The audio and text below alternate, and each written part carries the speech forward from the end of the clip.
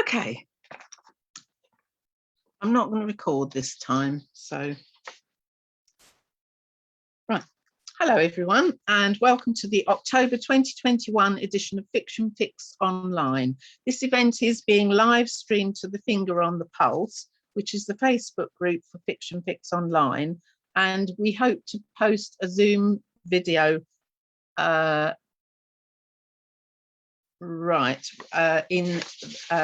afterwards on my Helen Claire Gould channel on YouTube.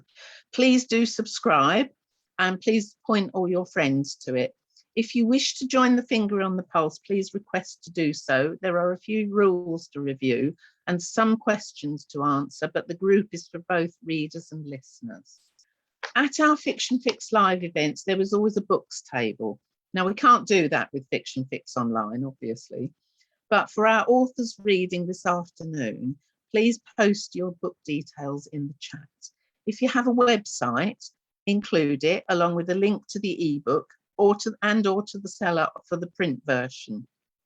Prices would be helpful and an ISBN or ASIN if you have it. On Amazon Kindle, the ASIN should take readers straight to the book. This can be done at the end or at any time during the show if you're not reading. And I'll post all of them with the live stream and video or in the comments below it. So now, please unmute everyone. We need your hands to do some work. And Colin is going to start the proverbial ball rolling this afternoon with the latest instalment of his ongoing fantasy series. So please let's have a big hand for Colin A Brett and Mylo.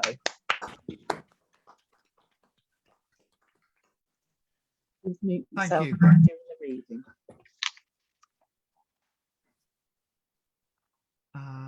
Now, in our previous reading, our hero, Mylo, and his would-be girlfriend, Callie, have ridden out to the ruins of Mylo's old family farm.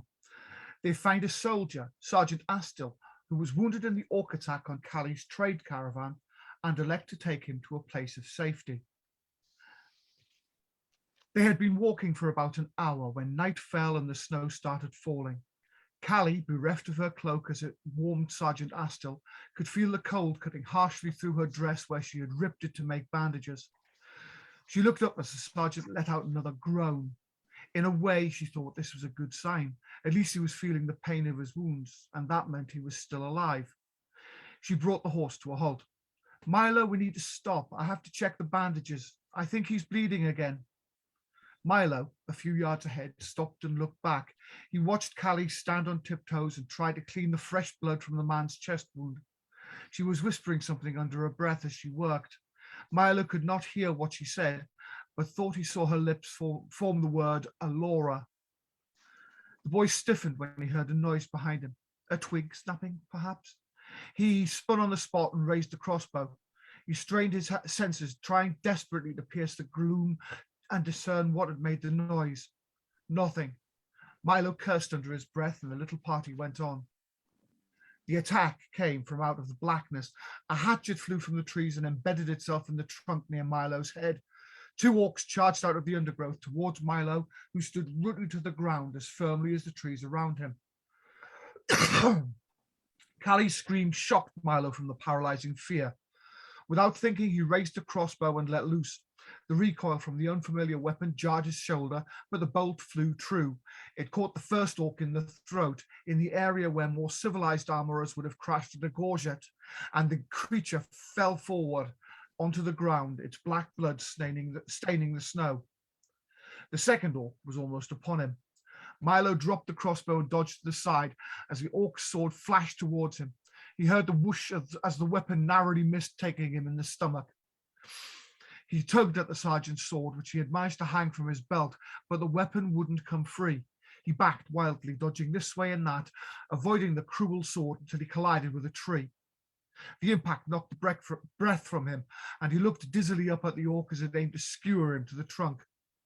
Fortune smiled on Mylo then, as he'd managed to drag his own sword from his belt and met the incoming orc weapon with a parry that threatened to break his arms. In a second blow that fell, then a third, and Mylo's defenses weakened rapidly under the assault. In a panic, he dodged around the tree and ducked at the last second. The orc's sword stuck in the tree trunk, and the creature let out a guttural howl of rage at being robbed of his easy kill. Mylo swung the sergeant's sword, 2 feet of razor-sharp steel, an Imerian cavalryman's reserve weapon, at the orc's chest, and watched as the point skidded off the blackened steel breastplate. He cursed, but the orc's weapon was still lodged in the trunk. Mylo took his chance and drove the weapon at the orc again. This time it found the gap beneath the breastplate and struck into the orc's vitals. Hot black blood gouted over Mylo's hand and arm. He wasn't sure, but was that the orc's death scream or Callie's panicked cry? The two sounds blended into one for a shocking few seconds until only the girl's clear voice remained. Mylo snapped back to his senses in time to see the third orc closing on Callie. He realized he would not be able to cover the distance and save her in time. His crossbow was shot. That left his sling. He loaded a shot and slung it towards the orc as it approached Callie. The lead pellet bounced off the orc's head and the creature reeled, concussed by the impact. With a yell of rage, fear, and desperation, Mylo sprinted to the orc and drove the sword into the creature's back. It fell, dead, at Callie's feet. Mylo hammered his fist on the wooden door of the cottage. "Goody Bamba," he cried. "Help us, please. We have a wounded man here and we need your help." Goodwife Agnes Bamba and Callie lowered the stricken soldier onto a straw pallet in front of the cottage's hearth. The old woman muttered choice curses under her breath as she stripped the remains of Sergeant Astel's mail from his torso. "Girl, get clean cloths from the chest under the bed," she said in a hoarse voice, but one which carried an unmistakable air of command. It was the sort of voice Callie's mother and tutors had used, and the girl obeyed without hesitation. And Mylo Sandine, stop standing around looking so bloody useless and get the hot water from the hearth. So at least they've reached a place of safety. Thank you very much.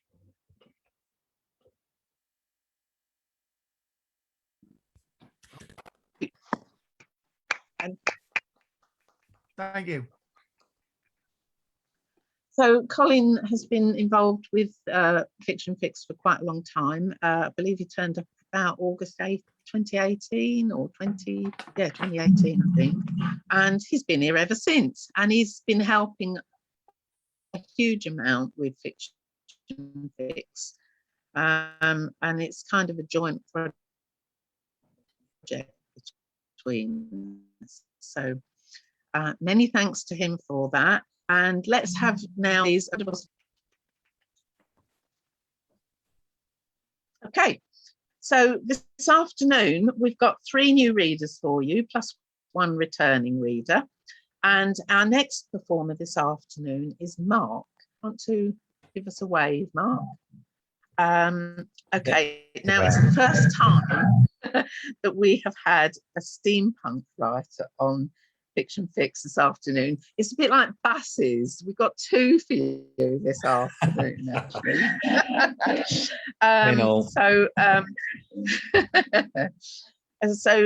Please mute yourself during the reading, but first, will you please welcome into the spotlight Mark Brandon, who is reading his short story, The Button Man, from the collection, The Colossus of the Thames. Thanks, Helen. Right, so this is from my collection, Colossus of the Thames, which here we are, was published in March this year. And I'll pop details into the chat, but this is one of the stories. It's a collection of 12 short stories, and this is one of the stories from the Colossus, as Helen said, called The Button Man. So here we go. Come on, lass, you know the rules. Millie looked up at the beadle, a giant of a man with great rolling whiskers and a moustache like a Turk. Flakes of snow sparkled here and there on his dark frock coat and black top hat. His voice was kindly, but Millie could sense his tone belied his role, making sure the Burlington Arcade was free from urchins, hawkers, and button sellers like her. She held out her hand, palm upwards, to show him the thick brass button she'd been keeping for this very moment.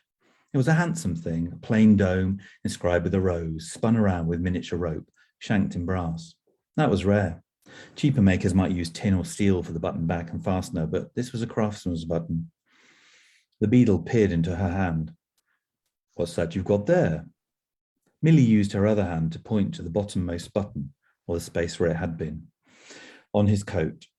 Her arm ached with the weight of the canvas bag slung over her shoulder, the bag which held all she owned, including the hundreds of buttons she hawked, all neatly affixed to strips of canvas-backed baize.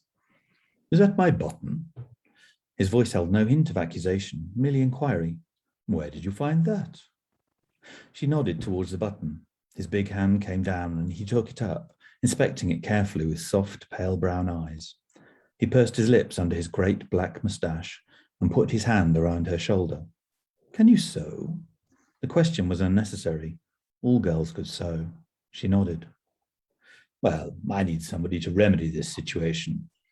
He looked around and motioned to one of the other beadles. Jim, could you watch this end while I take my little seamstress here to the office and have her sew on my missing button? The other man nodded, smiled lasciviously, as if these office trips were something of a regular event. Milly smiled nervously. The beadle took her by the shoulder and motioned her into the arcade. She had peered in from the entryway plenty of times, but it was one thing being on the outside and quite another on the inside. Her head swiveled from one marvel to another. Pearl drop earrings and silver necklaces, bottles of perfume like whiskey decanters, clockwork automata which could pour your tea, hat pins and tie pins and gas lamps and plant stands and vases of lustrous Venetian glass. And everywhere lights, globes of light above the walkway, tubes of light over every door, lights inside every shop. Then on top of all this, the casements of almost every window were festooned with tiny, impossible strings of lights on trees and statuettes and hanging in the air like a blizzard of stars.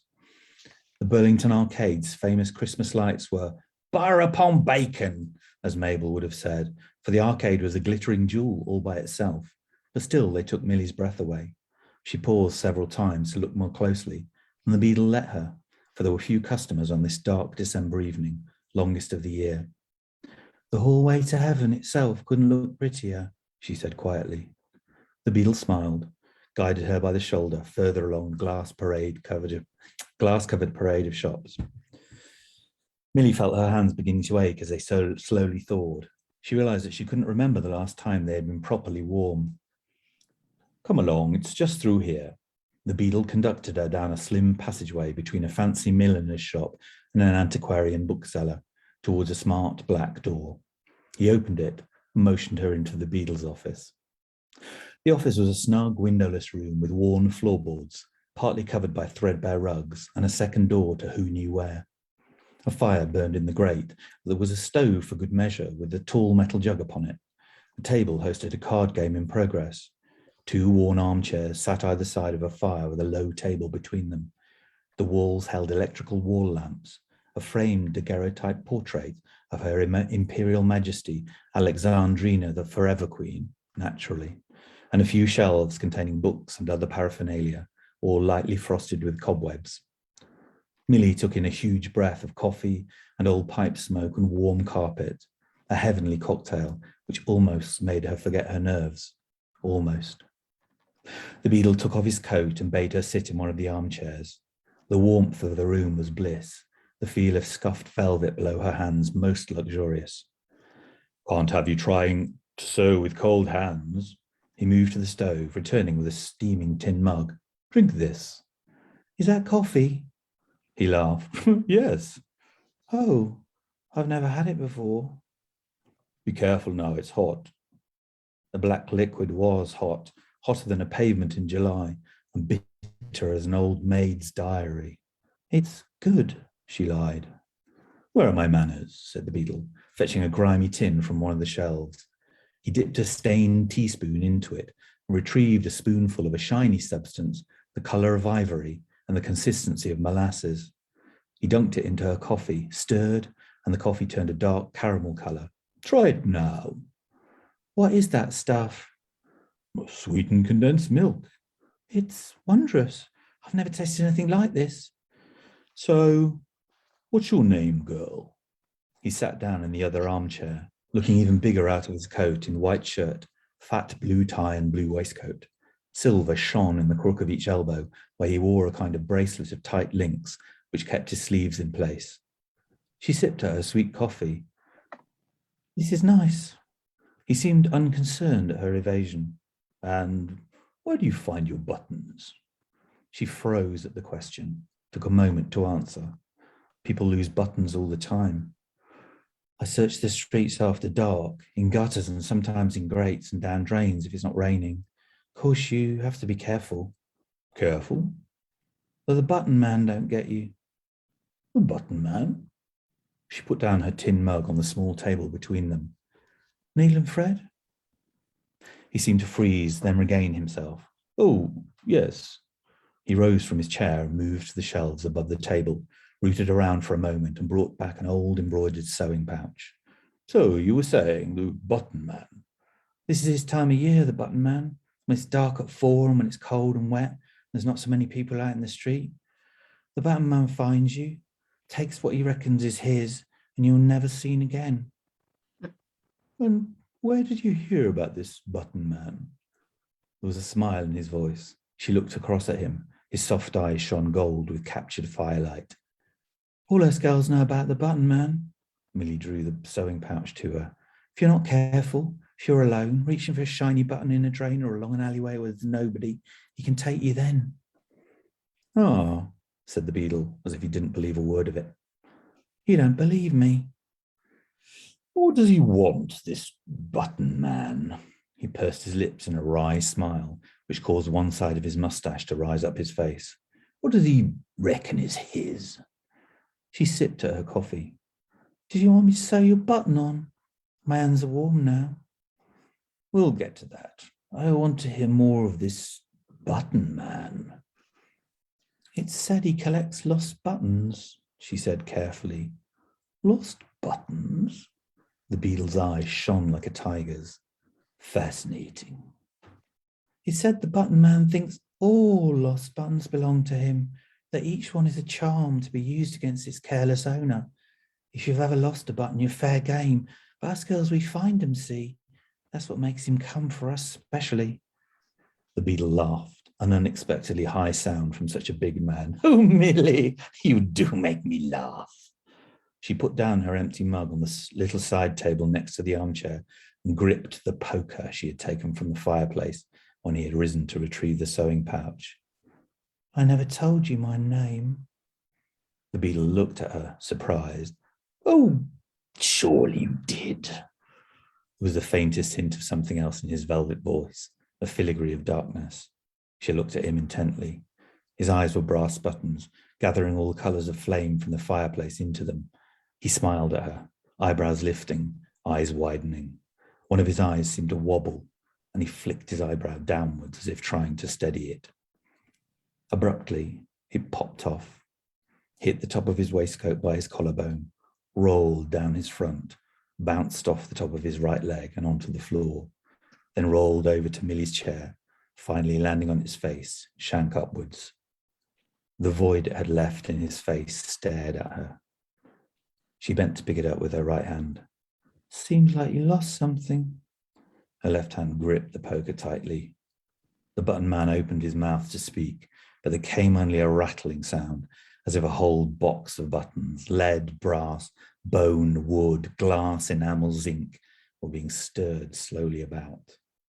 Neither of them moved. Do you want me to sew it back on then? She sat forward and dropped the poker onto the carpet. He nodded slowly. I am a button girl after all, she said, reaching for the sewing pouch. Thank you. Mute yourselves.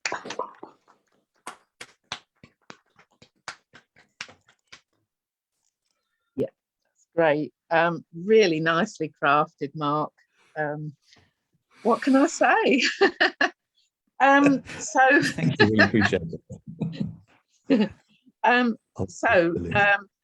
Let's all put our hands together again for Mark Brandon and the Button Man from his anthology, The Colossus of the Thames.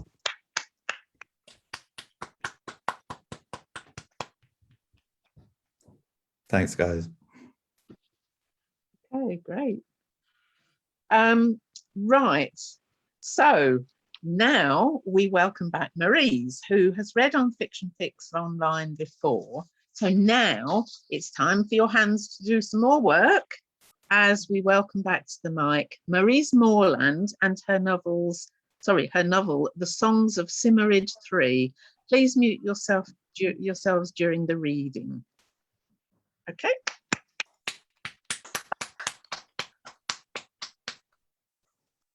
Okay. Right. This is from the end of chapter 1. Dina kept her eyes on the view screen as if it would miraculously point out somewhere safe. At their present low altitude, their speed was all too apparent, and she winced a few times. At last, Edanian brought the sphere to a near standstill as he prepared to examine the sounds at ground level, a final precaution before landing. The habitations had thinned out, replaced by a neat patchwork of fields and hedges. "Look, animals!" Dina exclaimed. "Edanian, don't land near any animals." "They don't appear dangerous," Edanian objected, "especially not those white fluffy ones. Anyway, I can deal with animals." "Deal with them how?" "Communicate," Edanian said wisely, "as with alien people."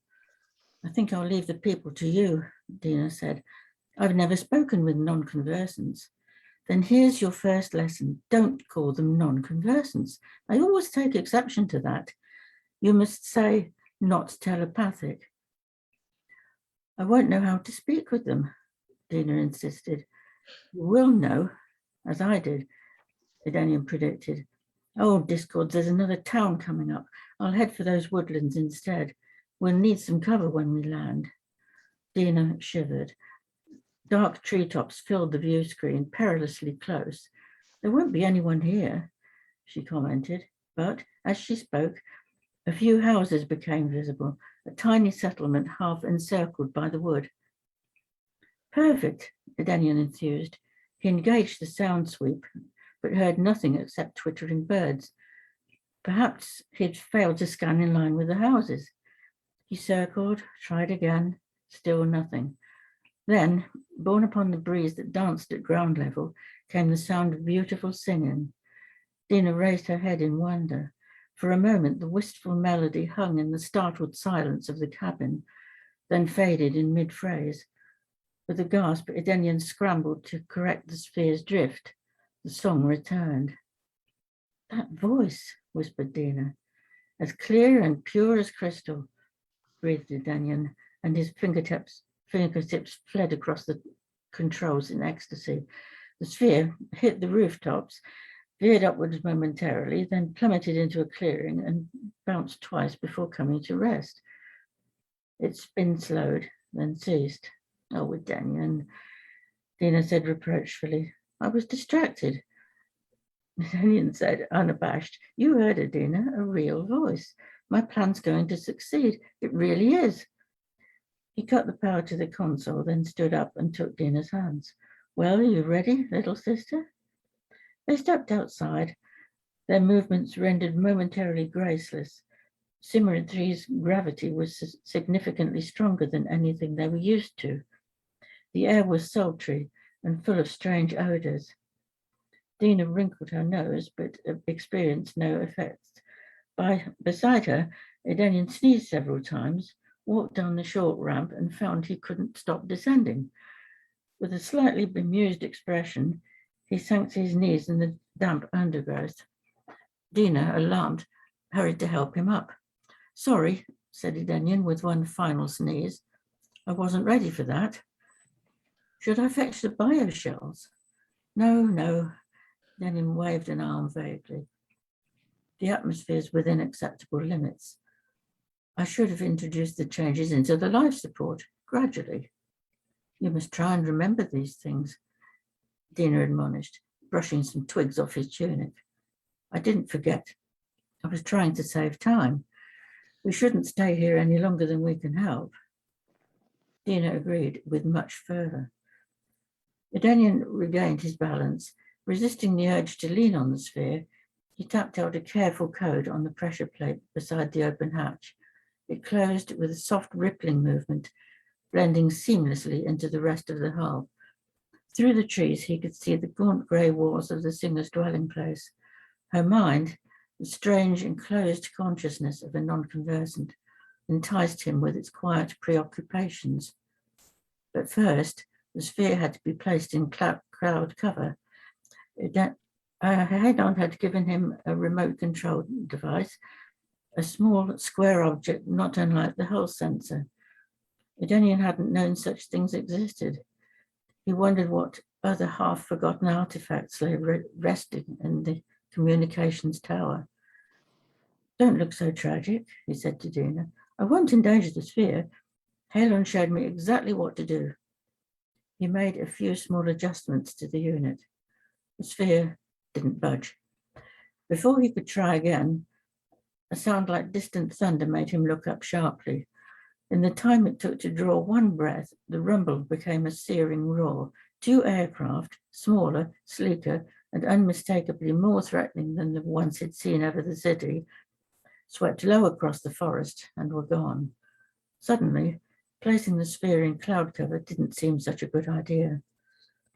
"Why don't we just leave it here?" Dina suggested. "We could keep an eye on it then."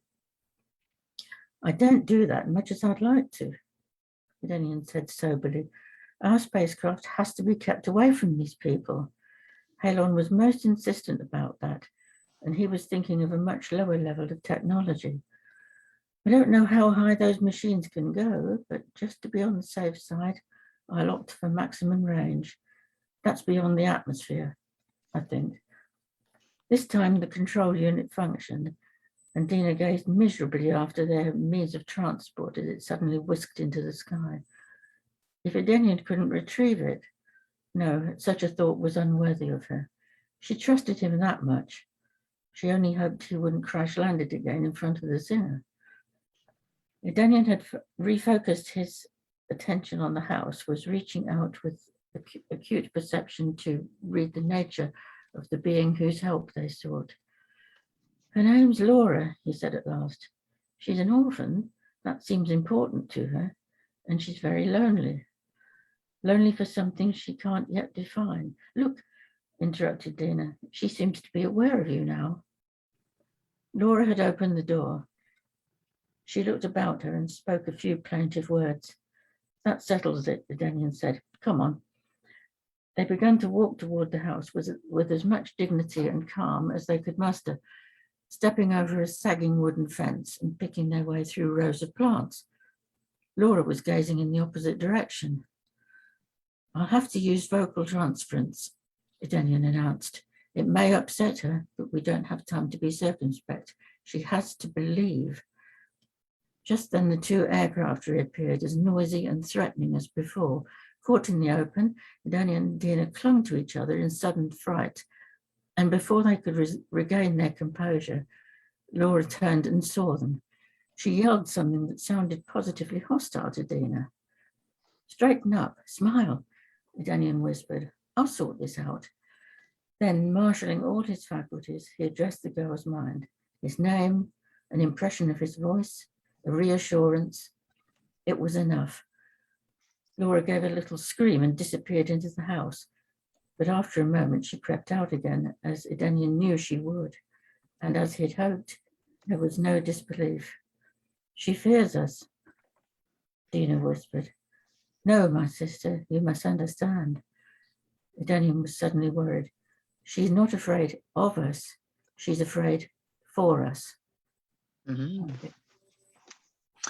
Okay.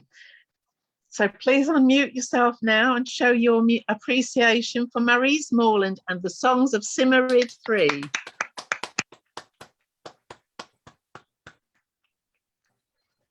Right. Okay. Now, Marise actually has a sequel out now in the same series called The Synectic... can't say it. The Synectic Snare. I was going to say share for some reason or other. The Synectic Snare. So expect to see her reading from that at some point in the future. And now I'd like to introduce Noel, whom I've known since the 90s, just like Mark. And this is a further exploration of steampunk SF. And we have some brilliant illustrations. Are we doing the illustrations? Yeah. Fantastic. We have some brilliant illustrations for you by artist Rick Rawling, who, I don't know, are you still bad to the bone graphics? No, we retired that many years ago. We call ourselves Rawhead now. And actually the pictures that, so that this is the cover of the book I'm going to read from. Captain Cadwallader's Christmas Annual. Rick did the cover. However, there's 3 stories inside. And the story that I'm reading from is actually illustrated by a gent called Chris Ascombe. So I'm going to sort of rotate through the pictures as I'm reading, so you don't have to look at my ugly mug while I'm reading this point. That's okay. Okay, that's fab. All right, so now the thing is, Noel would like me to put out a language warning. There are a few rude words, so, you know, but it's all appropriate to the subject, of course. So please mute yourself during the reading. But for now, let's hear it for Noel K. Hannon, comics writer extraordinaire, and his illustrated book, Captain Cadwallader's Christmas Annual. Okay. Just bear with me a second. Let me share my screen. Yep. Share that one.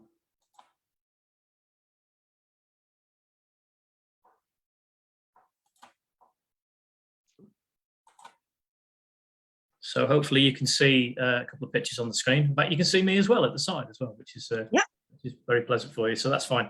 Okay, let's get going. Whoops. Give me a second. Okay. There we go.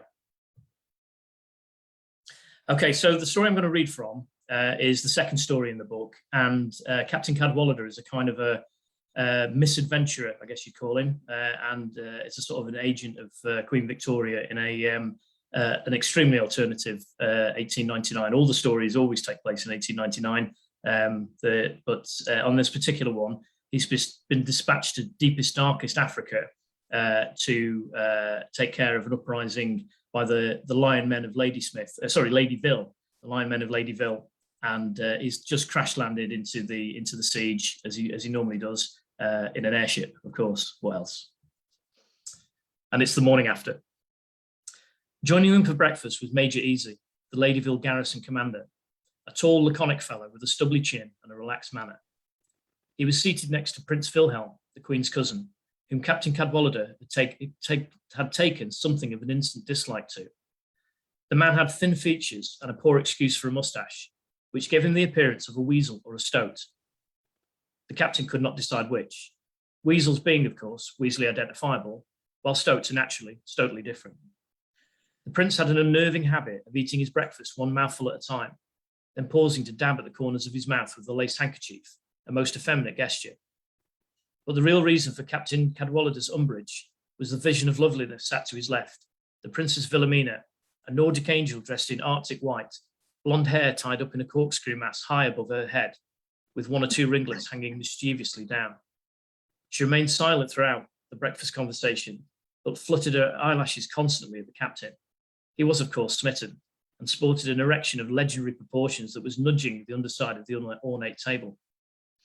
Captain Cadwallader, Smythe Ponsonby hissed over the devil eggs. You appear to be drooling. Do put a leash on the big fella. As is the custom of the English aristocracy, breakfast was held in a moderate silence, broken only by the slurping of tea and occasional food-related small talk. Of the Simba, the siege, and the efforts to relieve Ladyville, there was no mention. Once the native servants had cleared away the table, it became clear that it was down to business, and the major unfurled a large map of the area, weighted down with silver condiments, and asked Captain Cadwallader and Smythe Ponsonby to update it with disposition of forces, both friendly and enemy, that they had observed from the air. During this, Captain Cadwallader noticed the prince made copious notes and sketches in a little leather notebook. Major, Captain Cadwallader began, would it be possible to receive a briefing on the scale and effectiveness of your offensive actions against the sieging forces? The major looked at the mayor, who looked at the prince, who looked back at the major again. Offensive action, Captain? Could you be a little bit more specific? Offensive action, artillery, infantry attacks, cavalry reconnaissance, patrols, ambushes, snipers, that sort of thing. Ah, the major fiddled with his hands. Well, as you know, our resources are somewhat limited here. Captain Cadwallader surveyed the rotund bulk of the mare. At least in his case, that did not appear to be entirely true. So our offensive actions have been somewhat limited in nature, mainly consisting of counter-battery fire from Big Vicky. Captain Cadwallader steepled his fingers coolly, but inside he was seething. I see. Pardon my impertinence, Major, but in order for my proposed plan to be executed, we must first put the Simba on the back foot, so to speak. I propose leading a large fighting patrol into the Simba camp and give these chaps a bloody good bloody nose. Hurrah, echoed Clive Ponsonby, punching the air, feeling the stir of battle in his barely clad loins. The Major, the Mayor, and the Prince were less enthusiastic, although the Prince did offer to accompany said patrol, an offer that was politely rejected by Captain Cadwallader on the grounds that the protection of the Prince was one of the reasons he had been sent to Ladyville, but this was overruled by the Major, who thought it was a jolly good idea, as long as the Major himself did not have to leave the cosy confines of Ladyville. The concept agreed, Captain Cadwallader smoothed out the map and began to outline the various phases of his most cunning plan to date. Despite the initial paucity of enthusiasm to his plan of offensive action, the soldiery of Ladyville rose to Captain Cadwallader's side. Led by the lone NCO, Corporal Hillary, of the East Anglians, they serrated the town with a rendition of the Anglians' marching song, "We're climbing up Norwich Mountain," while assembling for their task. Big Vicky fired off a salvo in the direction of the Simba camp as they finished their song, as if to punctuate it and provide an indication of what was to come, striking fear into the hearts of the werebeasts, if indeed they had any hearts at all. Captain Cadwallader surveyed his chosen force, 20 of the best men from those available, as appointed by Major Easy. They lined up before the captain in the town square, dressed from the contents of Madame Maxime's haberdashery store, the sole remaining repository of wearable clothing left in town. With the pockmarked visage of Lady Villeneuve gazing down at them with benign deference, they looked a treat in their patched and hobnail campaign boots, faces smeared with burnt cork, and a sensational collection of ladies' wear. Many adopted for classic black with a tactical eye to the night operation. On parade, they dared the Simba guns to challenge them, brave fellows all. Punchers had joined a small section of native bearers, employed to ferry ammunition and water for the troops, and proudly wore their ad hoc badge on his ragged clothes. Captain Cadwallader had led finer bands of men, if truth be known, than this composite force of scattered cap badges, retired officers, and native youths. However, he had also led far, far worse. At least there was a modicum of military training, and that most important element, raw spunk, among his force. Prince Wilhelm trailed the captain as he inspected his troops, fastening a button here, checking for the telltale clink of a buckle there. The Prince gave the captain the willies, of that there was no doubt. It remained to be seen if the Prince would become a liability on this mission, but Captain Cadwallader's loyalty to the crown and its heirs was total and unquestioning. Prince Wilhelm would have to turn out to be one bad egg in order for the captain to raise his hand against him. Before the raid was to take place, at night naturally, as night is the natural habitat of the English infantry soldier, Captain Cadwallader took the opportunity to visit Sparkwright, the inventive designer of Big Vicky, and the man who would be responsible for the artillery support for the captain's raiding plan, such as it was. The captain was a subscriber to the principle of keep it simple, stupid, and normally allowed himself the space of a tobacco wrapper to elaborate on his normal template of do it to them before they do it to you. He found the celebrated inventor and mechanical genius hard at work in the brick turret that had been constructed around Big Vicky's breach to protect her from counter-battery fire. It had become his billet, tool shed, laboratory, and workshop. The good captain shielded himself from the flashing arcs of a welding tool as he waited patiently for Sparkwright to acknowledge his presence. An unusual gesture by the captain, as the talented toolsman was undoubtedly of lower social standing than himself. Indeed, had the man ever even been in the army? No matter, he was good at what he did, and he was a key member of Ladyville's defence plan and a crucial cog in the well-oiled machine of Captain Cadwallader's raid. Sparkwright's turret opened into what Captain Cadwallader's keen, observing eye identified as an engine shed. Here, the last locomotive to enter Ladyville before the siege was enforced, sat forlornly on a huge turntable, like a mortally wounded animal, with bits of its structure scavenged to keep Big Vicky in tip-top fighting order. But she still had her wheels and proud smokestack. Sparkwright switched off his welder and stood up. He lifted the faceplate off his mask and noticed Captain Cadwallader for the first time. My apologies, Captain. I was immersed in my work. Welcome to my humble abode. He swept his hand across the expanse of metal, oil, grease, heat, and claggage. The pleasure is all mine, Mr. Sparkwright. I did not wish to disturb your rapture, and such a pleasure it is to see a man so supernaturally happy in his work. But I must discuss with you my artillery requirements for tonight's raid. Sparkwright took off the heavy welding mask and wiped sweat from his brow with a tartan handkerchief. Captain, I have never claimed to be an artilleryman, nor would I ever dare pretend to be one of their noble number. I am an engineer, but I built Big Vicky, and no man on God's green earth can fire her straighter, faster, and with such demonic accuracy. In my humble opinion, he gave a slight, almost imperceptible bow. Captain Cadwallader nodded vigorously, while thinking, isn't that what being an artilleryman is all about? But no matter, there was business to attend to. Mr. Sparkwright, your words bring joy to my heart. I'm sure after tonight's events, the ranks of England's artillery will be clamouring to embrace you as a brother. Now we must synchronise our pocket watches in order that Big Vicky's ejaculations are timely. And here is a list of coordinates that I'll require targeting. The captain produced half a tobacco wrapper containing the carefully written instructions. Sparkwright took it while fumbling for a working pocket watch among a pile of such items on a workbench. As he did so, the captain's attention turned back to the locomotive, whose nose jutted into the shed. 6 wheels, the proud smokestack. The captain's keen military mind turned cartwheels as his thumb absently brushed the thick boilerplate that read, Made in Crew. Mr. Sparkwright, he said at last, as the engineer succeeded in retrieving a working watch from the detritus on the table. Is this particular locomotive still mobile? Sparkwright's eyes lit up as he sniffed a mechanical challenge. Not as such, Captain. I have stripped her bare to keep Big Vicky firing. Why do you ask? What do you have in mind? The captain did not answer. A cunning plan was formulating, temporarily robbing him of the power of speech. When the formula was complete, he presented it to an astonished and incredulous Sparkwright, who produced it ludicrous and unfeasible, then immediately set to work. Thank you. Wow. Please unmute yourselves, won't you? Okay, so please unmute yourselves, and now please put your hands together properly for Noel again. Noel K. Hannon and Captain Cadwallader's Christmas Annual. Fabulous, fabulous.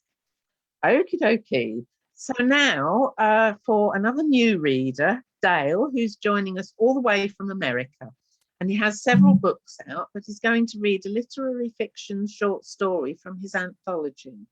Please mute yourself during the reading, but first let's have a round of applause for Dale E. Lehman as he reads Falling Star from the Realm of Tiny Giants.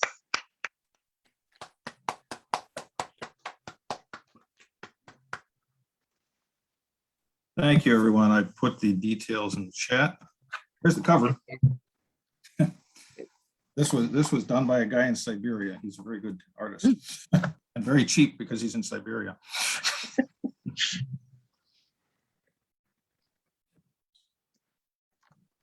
First to hit the floor was a pale blue sphere laced with silver swirls and dusted with glitter. The plastic ornament bounced on the hardwood with a hollow knock and rolled until it came to rest against a chair leg, leaving a faint trail of sparkles. The tree shivered and jingled while the ornament undertook this pilgrimage. Mephisto, naturally, was long gone by the time the bauble came to rest. Stupid cat, Ruth muttered as she rehung the ornament. The next to go was a string of lights, or the portion thereof draped across the lowest branches on the left, which became tangled with Mephisto's paw and refused to relinquish its grip until he dragged it a foot off the branch. The tree shook as though fending off an Arctic blast, but somehow no ornament lost its grip. This, Ruth's husband Martin grumbled while restoring the lights to their rightful position, is why we can't have a nice tree. It's nice, Ruth said, although not with conviction. It's just, Martin stepped back to inspect the repairs. Cheap and weird. She couldn't deny it. Every ornament from apex down was shatterproof plastic. The bottom 2 tiers of fake foliage stretched out bare except for the lights. No point in decorating them. Mephisto would have scattered all such low-hanging ornaments around the house in record time. And forget tinsel, which if ingested by the feline would play havoc with his intestines. Still, Ruth sidled up to Martin and slipped her arms around him. I guess, he grudgingly agreed. The next day, Mephisto slithered up the wood dowel trunk to the 4th branch on the left, which bent under his weight, displacing a green teardrop, a silver sphere, and a snowman Vicky had made 9 years before in second grade, not to mention a gnarling a length of lights. The crime occurred in the middle of the day when only old Al, Ruth's father, was home. Reading or sleeping through one of his history books, he hadn't witnessed anything. Vicky arrived home from school, made a sandwich, and shuttered herself in her room with her cell phone and tablet computer. She had nothing to report either. Ruth and Martin only discovered the crime scene after work. Martin spent 10 minutes ungnarling, rearranging, and rehanging while Al slept in the recliner across the room, covered in a cheery red and green blanket, and Mephisto slept in Al's lap. Chicken wire, Martin suggested at dinner. Ruth, ladling out chili, paused. Drops dripped back into the steaming pan. What? Chicken wire, for the tree.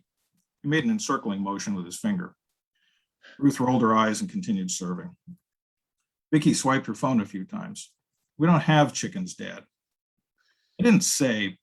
Al peered into his bowl as his daughter filled it. Bad idea, bringing chickens into a house with a cat. He inhaled deeply and smiled. This looks good, Ruthie. Martin shook his head. Forget it, I'll think of something else. Vicky made a face and changed the subject. I have to do a science thing tonight. Can you help me, Dad? Ruth finished serving and sat down. Martin lifted a spoonful of chili and gently blew on it. The steam enveloped his face. Calculating how many cats fit in a Christmas tree? Having perfected the "my dad is the stupidest man in the world" look, Vicky gave it to him. No, meteors. How many meteors fit in a Christmas tree? No, counting meteors in the sky. There's supposed to be a meteor shower tonight. See? She shoved her phone at him. Martin read the assignment. Geminids, radiant, hourly rate. Best seen a couple hours before dawn. What, the teacher wants you kids to stay up all night? You could call me in sick tomorrow, Vicky suggested. Dream on. He reread the assignment. Dark skies, where are we supposed to find those?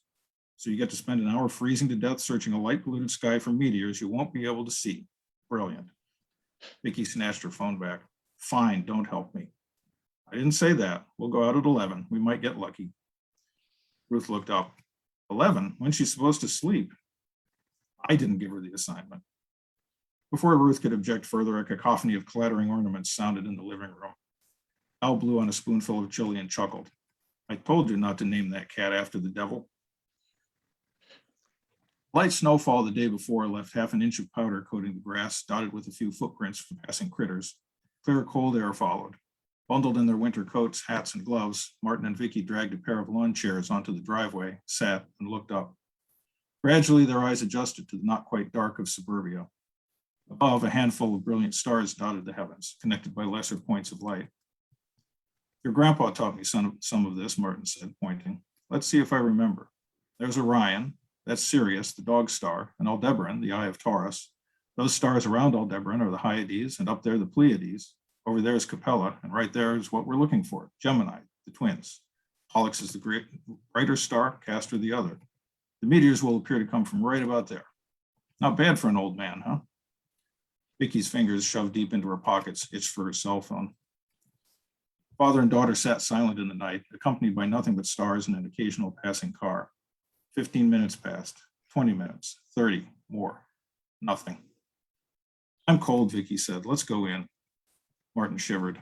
Give it an hour at least. Why? How can you report an hourly rate if you don't give it at least an hour? I'm multiplying 0 by 2. Why, Martin wondered, are you only clever when you're trying to wiggle out of something? They watched the sky for another 10 minutes. The stars only twinkled. Nothing fell. Dad, a blaze of light flashed overhead. Vicky gasped. Martin's breath caught in his throat. It lasted but 2 seconds, then was gone, but it felt portentous, the promise of great things to come. They waited, but no, just the one. Gradually, they relaxed. The show was over. But what a show it had been. 2 times 0 equals 1, Martin chided. Shut up, Dad. He smiled in the dark. Following evening, Mephisto resumed his career of destruction. The next incursion breached the 5th circle of branches, bent another 2 boughs, and sparked a rain of more ornaments onto the floor. The cacophony brought Martin, Ruth, and Vicky on the run, and even woke up old Al, who as usual had been snoozing in the recliner, that cheery red and green blanket covering his lap. Mephisto tumbled to the floor and dematerialized while the tree tottered. Martin gathered it into his arms like a giant child just in time to prevent its felling. Fake needles poked his face and filled his mouth. Sputtering, he righted the tree, but not before the topper toppled. Helpless, they all watched the star plummet and bounce across the floor. This time, Martin decreed, he's gone too far. Steadying the tree, he inspected the misaligned and broken branches. That's the Star of Bethlehem he's defiled. Ruth bent down to gather up the scattered ornaments. She waved Vicky over to help, since Martin was basically useless when angry. It's just a piece of plastic, dear. No harm done. You call this no harm? Martin's hands flailed erratically at the tree. Vicky sniggered. What's so funny, young lady? What's at all funny? Falling star, she said, just like last night. She covered her mouth and chuckled some more, then picked up the ornament and handed it to her father. Martin huffed and inspected it for damage. The Star of Bethlehem was not a falling star. Al leaned forward in his chair. Certainly not. A falling star is like us, just a flash in the pan. Although the old man retained most of his marbles, he had his moments, so Martin ignored him. He presented the star for all to see. How about that? It actually is shatterproof. I guess this won't be its last year after all. Of course not.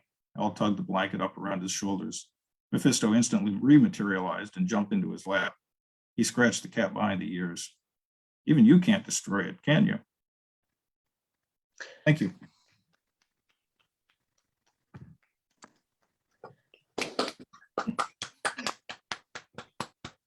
Okay, so please can you show your appreciation properly again for Dale E. Lehman and Falling Star from the Realm of Tiny Giants. Very, very enjoyable.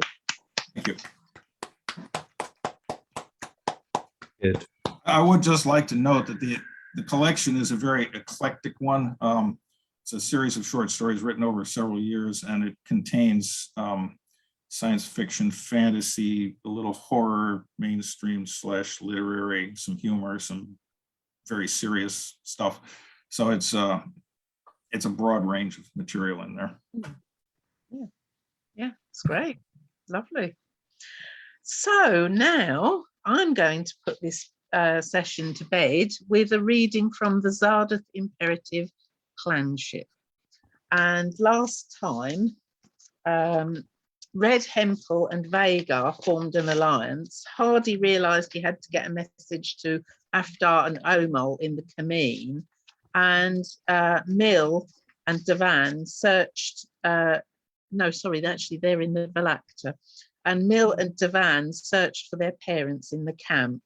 Now we're off to chapter 8, so please mute yourself during the reading. Shuttle approaching in 15 thousandths. Omol had tracked the shuttle ever since it first showed up on his Navcom column. He wondered who it contained. Hopefully not Voth or Kiai, he thought. Shuttle, identify yourself, he ordered. Silence. Perhaps the shuttle doesn't have laser comms. Then came a burst of speech. Hardy Brencher from Earth in Bakel Shuttle 3. Who am I speaking with?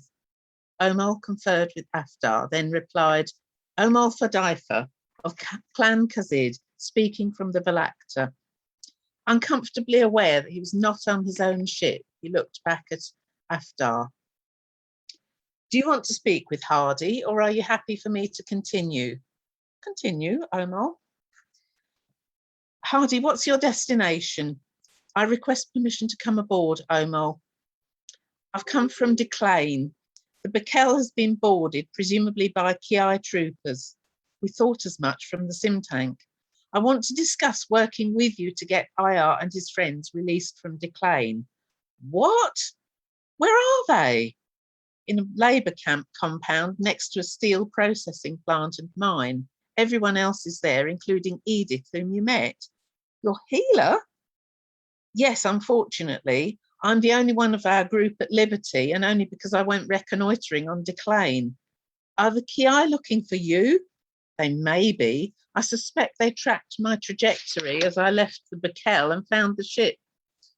I had it well hidden on the planetward side of the largest moon. That sounds possible. We've had some communication from your human commander, along with a message from the Kameen. Apparently, they've put aside their differences to fight the Voth together, and Afdar and I think that's exactly what should happen. Definitely. Though what happens after Red Hempel did mention that IR and his friends, yourself and 1 or 2 others accepted, are wanted criminals, but she agreed to discuss the situation afterwards. Red Hempel, eh?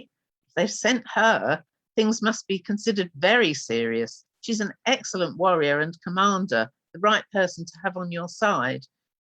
One of the Marines thought fit to share your lasercon system with the Cameen, so we can also now speak to Vagar and your human pursuers, should we wish to, as long as no planets or moons block transmission, which is useful as they're on their way here. I thought as much from the sim tank and couldn't understand why. I didn't think one Zardothi clan ship would betray another. Absolutely not, Omol agreed. I'll authorise your entry into our shuttle bay now. New scene. Red Hempel, report to the Cameen for a briefing meeting with me, Aftar and Omol. Aftar will send a shuttle to pick you and the other Earthship commanders up. The instructions sliced through her train of thought and aroused her temper. She squashed the emotion, handed command over to her assistant, and headed for the shuttle bay. On the way, she stopped to suit up. It might not be the Zardothi way, but she knew her orders very well. When the shuttle arrived, she was surprised to see its pilot, Hardy Brencher. She stepped back in surprise. I didn't recognise you. I thought you were a Zardothi. I don't suppose you expected to see me, he said, and I'm somewhat out of my comfort zone. He explained how he came to be dressed in Zardothi gear. She'd met JSEP's top security expert a few times. That's why he was brought in to monitor the children's safety, she reminded herself. I heard about your rescue of Ayar Dekuts in Moscow, she said. You did well. They picked up the commanders of the other Earthships and went on to the Cameen. In Vagar's meeting room, a man who resembled an attenuated Earthman, more than a Zardothi, rose to greet them with his thumb extended. Like this, Hardy coached her, and she managed the thumb clasp perfectly. Good to meet you in the flesh, Vagar. He inclined his head in a little half bow. Similarly. She introduced her fleet commanders, and the 7 of them seated themselves around the table where Aftar and Omol already sat. Our mission objectives, Aftar began, are these: to retake the Bekel, imprison or destroy the Voth, and free any Kiai left alive on board. We want to release Hardy's friends, plus all the Declaney and adult Zardothi from the Bekel in the labour camps. Another goal is to destroy the mine and steel plant installations elsewhere on the planet. Hold on a minute.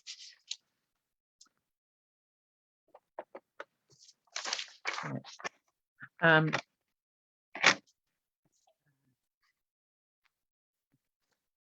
Where did I get to? Yeah. And attack the Voth space station, but preferably not destroy it or the fleet ships. Another future objective would be to trace the Voth back to their home planet and either destroy them or make it impossible for them to ever leave again. But that's for the future. Red Hempel was curious as to how the Zardothi would achieve all those objectives. If we tried to do those things separately, Vagar said, we'd soon run into trouble. If we retook the Bekel, the Voth would get to know about it and get their fleet into position to defend the on-planet installations. Then we'd have to attack the fleet itself before we could achieve any objectives. So we need a plan that takes all this into account. Bear in mind that we must leave the Zaret Kachav system in the next day or so. Yes, there's nowhere to hide after the next 2 days. So we suggest a small group should retake the Bekel, perhaps send one ship to deal with the installations, and the rest should attack the Voth space station, all at the same time. Aftar's voice was flat. Otherwise, as soon as we make a move towards Declane, they'll spot and attack us. Not necessarily, Red interposed. Not all of us, anyway. The Challenger 2 and, the Zardothi commanders turned to look at her. Oh, asked Vagar. The Challenger 2 and her sister ships have a stealth technology your ships don't, Red explained, except for the Bekel. What kind of stealth technology? Hardy asked. The kind that keeps you invisible on a sim tank once activated. We call it radio shielding. For a physical ship, the equivalent is light shielding. It bends light around the ship, effectively airbrushing its presence away. Does I know about this? Not even Eddie Harkness knows about it. It was installed while he was away on a course. JSEP suspected that at some point the children might retake their ship and that Eddie might go with them, so we never told him. Red paused. How useful would that be? Very, said Vagar. What's its range? Far enough not to be detected here from Declane. We're working to improve its range, though. She looked around the table. It's one of those things like the laser comms, quick to install and very useful if we were to share it with you. If the Bakel has it already installed, that's another reason not to leave her under Voth control, Haftar said. Quite. I wasn't just asking about the children. Could it be installed on the Kameen and the Velacta? Asked Vagar. Red nodded. It should only take a few hours. Hours? Haftar asked. Our units of time measurement, Hardy said, then explained to Red how the Zardothi time measurement system worked. 6 hours is equivalent to 2.5 tenths. Haftar nodded. We have enough time for that. And you've tested it? On Earth and out here. Any system weaknesses? None. Red shook her head. And no need to be visible, even on the sim tank to fire. Perfect. You humans are surprisingly capable. I'm surprised you don't already have something similar. These clan ships are centuries old. We'd be happy to try out yours, though. I'll get a team from engineering over to fit the stealth kit in your ships then, Red said. The meeting resumed as they thrashed out details. And there we'll leave it. Thank you so much.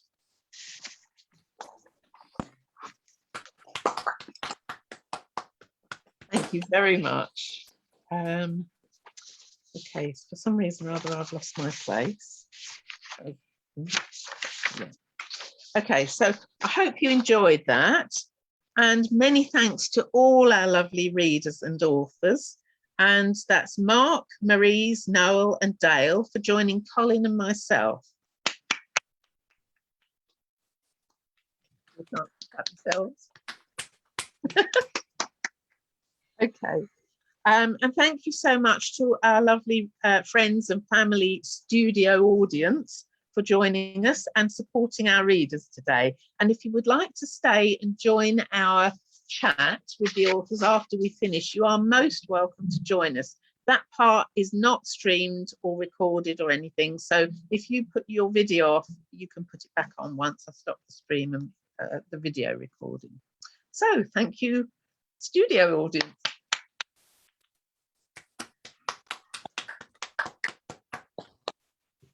Okay, now I know some of you authors have put your links to the books in the on Kindle and so on in the chat. If you haven't yet done that, there is still time to do that, or you can send them to me afterwards. And what I'll do, I'll post them on my timeline with the video, because there will be a video from Facebook. In the Finger on the Pulse and on my YouTube channel, Helen Claire Gould, and also on my website, www.zardoth.com. So do include prices, ISBNs or ASINs, where to get them, and your websites too. This has been Helen Claire Gould comparing Fiction Fix Online and bringing both new and established writers in various fiction genres to your attention. Thank you so much for joining us. And Colin and I will be back in Fiction Fix Online next month. And the next edition is on Sunday, the 7th of November at 4 p.m. till 5:10 p.m. And Colin and I look forward to catching up with you then. Now, Poetry Sandwich returned on Tuesday, and the video from it is available now, well, will be available in a little while on my YouTube channel, Helen Claire Gould. And it will be back in November again on Tuesday, the 9th of November at 8 p.m. So watch out for the poster, which I'll put up on my timeline and in the Finger on the Pulse Facebook group, and please try to join me. In the meantime, just a quick mention that I have the final monthly self-publishing workshop of the year going out on Zoom on Tuesday, the 26th of October, which is really about putting yourself about a bit, along with your publications. I'm also doing a 3-day self-publishing crash course from Monday, the 1st of November to Wednesday, the 3rd of November. And while the price remains at £10 per session till the end of the year, it will be going up in the new year. But if you book for all 6 sessions of the crash course or all 8 of the writing crash course sessions, you will get a 10% discount. The writing crash course is from Monday the 22nd to Thursday the 25th of November. For anyone who's missed any sessions and wants to catch up or is curious to try one out, these crash course sessions can also be booked singly. So just email me or message me on Facebook for that to join the register. And all sessions contain a PowerPoint presentation, examples and exercises and handouts, which are sent out with any materials required or a list of necessary equipment in the case of the self-publishing workshops via email and with the Zoom meeting invitation. And of course, you can find out about all the events that I'm running by subscribing to my quarterly newsletter. Posters will be going up on social media as well. So bye for now. And I'm just going to stop the live stream.